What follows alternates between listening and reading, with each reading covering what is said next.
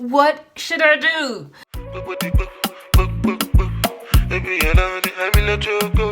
Hey guys, welcome to my channel. My name is Martha Finest. In case you're new here, subscribe, and hit the notification bell so you're notified each and every time that I post. I post videos every Wednesday and Saturdays. A while ago, I posted a video on my au pair journey, and that sparked a lot of interest in many people who have tried this way or are trying to go to other countries or travel abroad through au pair.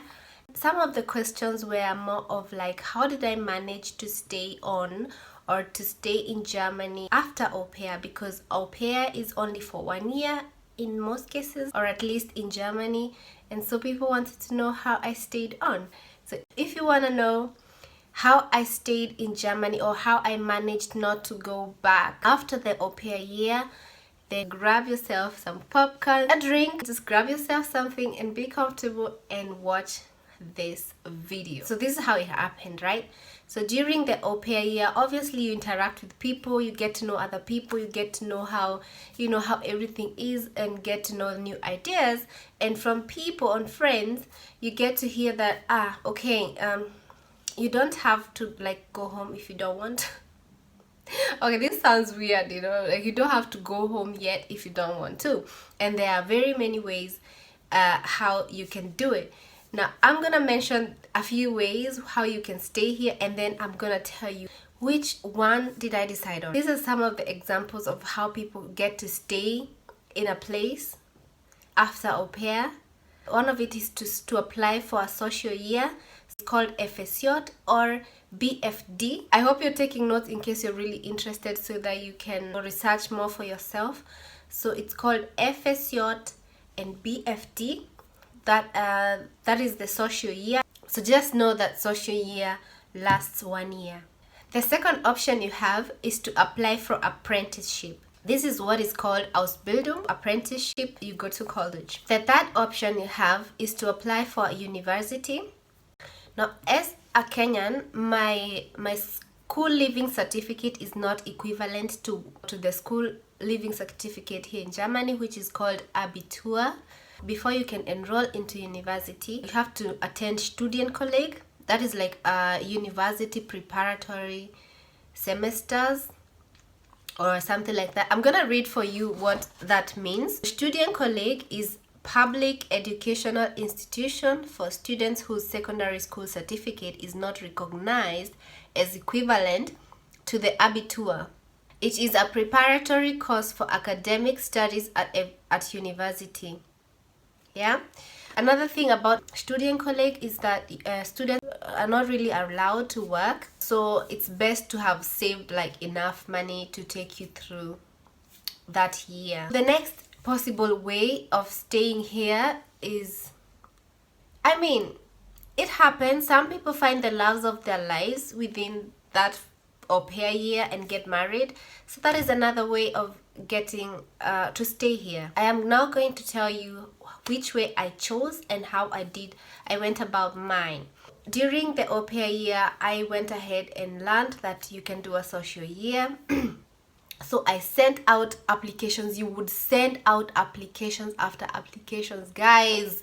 You would sit down and jot applications. Oh my dear Lord. Now you just have to find a friend, or your family probably would help you to write these applications, which you would now send to hospitals, to homes, to kindergartens, and then sometimes you get accepted, and sometimes you get a no for an answer. I got accepted in one kindergarten near where my parents used to live, but they did not have apartments where I could stay, and that is something I came to find out like a few days before my visa actually expired. And right at that point, when you have already decided I want to go this way and I don't want to go back home and maybe start over university, so it's kind of hectic, and you like want it and you want it, and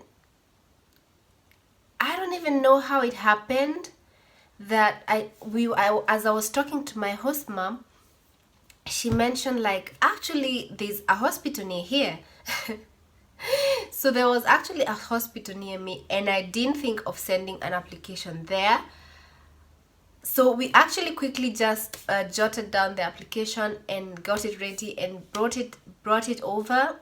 And I was just like so lucky. It was almost time for me to start packing up and going home, but I got that place last minute. I was even like giving up hope, but I got the place. I got up an appointment there and went and had my first interview, and it went well. But the former boss of the hospital or director was a very nice gentleman, for real.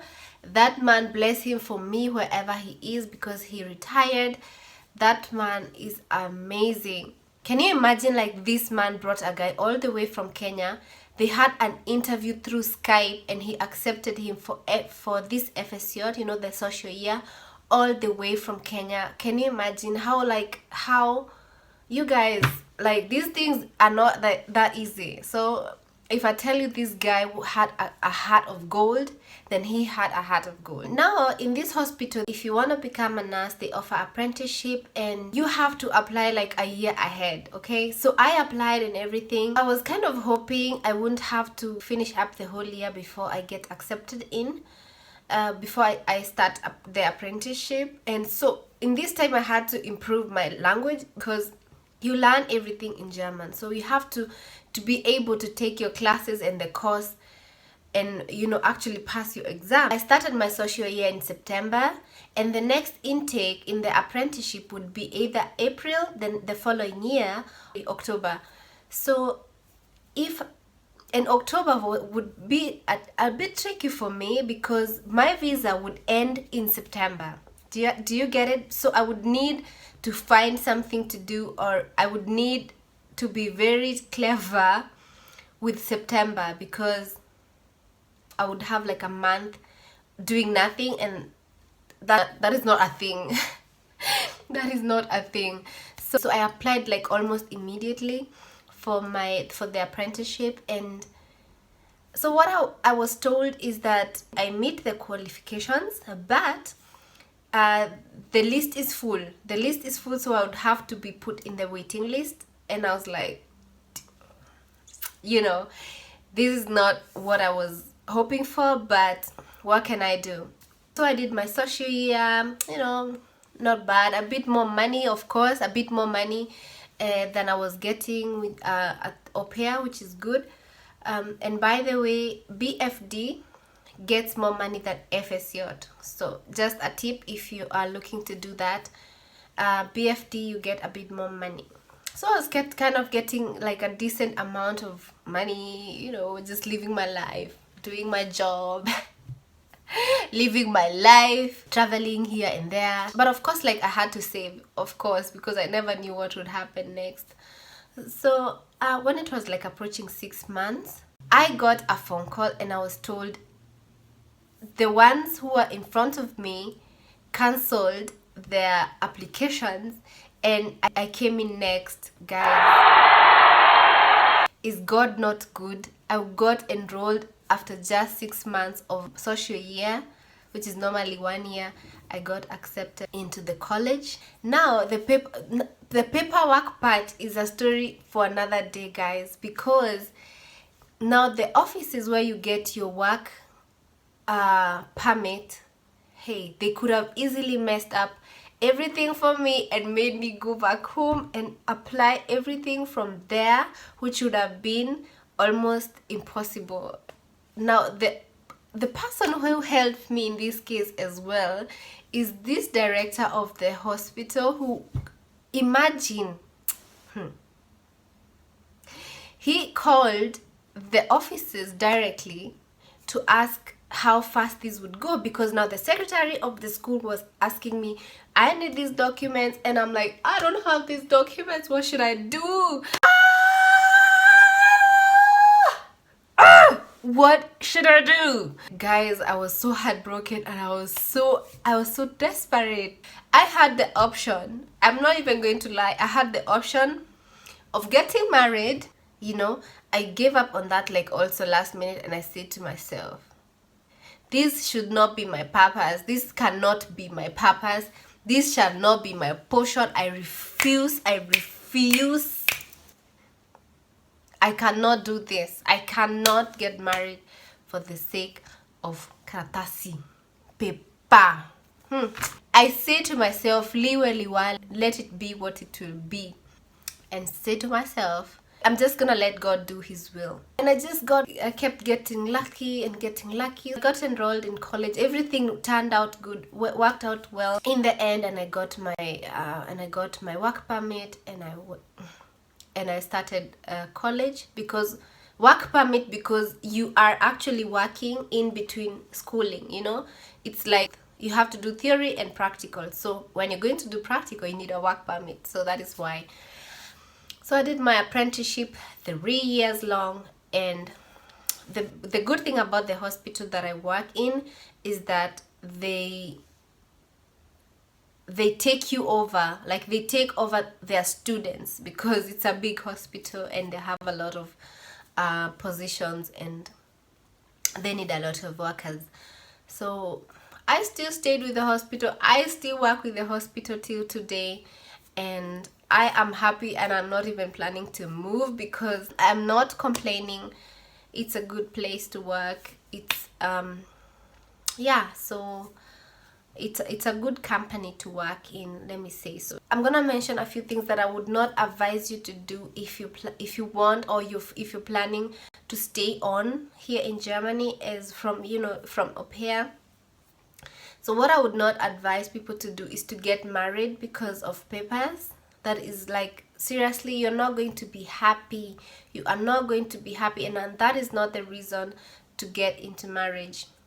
You're going to be frustrated. People go into depression because you entered things that you did not actually want to. Do not do things that you feel forced to do because you want to attain a certain goal. Do things that you're ready to take the consequences for, and just get married for the right reasons. The next thing I would not advise you to do is to joke around with your student colleague. If you get student colleague, you have to concentrate and pass your exams. If you fail your student colleague, what happens next, yeah, is that you're gonna get the next ticket back home, yeah. So people really get frustrated when it comes to that. So if you get student colleague, do not go about partying around or just joking around. You just concentrate and pass your exams. If you enter apprenticeship, if you fail your exams as well, you're going to be discontinued, and there's only one way, one route, back home. Start from zero again. If you break laws, there's only one way, back home.